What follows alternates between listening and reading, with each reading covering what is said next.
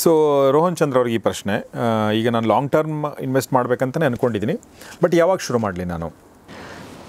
ಆವಾಗ ಹೇಳಿದಾಗೆ ಲಾಂಗ್ ಟರ್ಮಿಗೆ ಮುಹೂರ್ತ ಇಲ್ಲ. ದುಡ್ಡಿದೆಯಾ, ಒಂದು 2,000 3,000 5,000 ಇದೆಯಾ, ಈ ತಿಂಗಳೇ ಶುರು ಮಾಡಿ. ತಿಂಗಳಿಗೆ ಒಂದು 3,000 5,000 10,000 ನಿಮಗೆ ಕೆಪಾಸಿಟಿ ಇದ್ದಾಗೆ.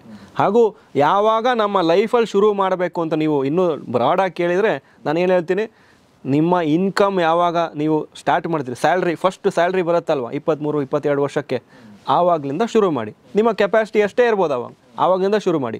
ನಿಮ್ಮ ಆಲ್ರೆಡಿ ನೀವು 35 ಆಗಿದ್ರೆ ಈಗಲಿಂದ ಶುರು ಮಾಡಿ. ಆಲ್ರೆಡಿ 45 ಆದರೆ 45 ಶುರು ಮಾಡಿ. ನಿಮ್ಮ ಮಕ್ಕಳು ಈಗ ನಿಮ್ಮ ಏಜ್ ಜಾಸ್ತಿ ಇರ್ಬೋದು, 50 ಇರ್ಬೋದು, ನೀವು ಶುರು ಮಾಡಿ. ಮಕ್ಕಳೀಗ ಸರ್ ನೆಕ್ಸ್ಟ್ ಇಯರಿಂದ ಅವರು ಕೆಲಸಕ್ಕೆ ಸೇರ್ತಾರೆ, ಅವ್ರಿಗೆ ಎನ್ಕರೇಜ್ ಮಾಡಿ. ಒಂದು ಸ್ವಲ್ಪ ಅಮೌಂಟು ಸೇವಿಂಗ್ಸು ಬ್ಯಾಂಕಲ್ಲಿ ಇಟ್ಕೊಳ್ಳೋದು, ಸ್ಟಾಕ್ ಮಾರ್ಕೆಟಲ್ಲಿ ಇಟ್ಕೊಳ್ಳೋದು.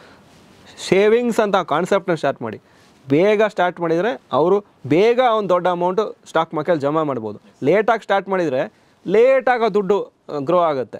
ನಾನು 23 ವರ್ಷಕ್ಕೆ ಶುರು ಮಾಡಿದರೆ ಮೇ ಬಿ 45-50 ವರ್ಷಕ್ಕೆ ಒಂದು ದೊಡ್ಡ ಅಮೌಂಟ್ ಜಮಾ ಆದರೆ ನಾನು ಆವಾಗ ಬೇಕಾದ್ರೆ ಡಿಸೈಡ್ ಮಾಡ್ಬೋದು, ಈಗಲಿಂದ ನಾನು ದುಡ್ಡಿಗೋಸ್ಕರ ಕೆಲಸ ಮಾಡಲ್ಲ, ನನಗೆ ದುಡ್ಡು ಏನು ಬೇಕು ಇದೆ, ನಾನು ಬೇಕಾದರೆ ಮಾಡ್ತೀನಿ, ಇಲ್ಲಾಂದ್ರೆ ಇಲ್ಲ.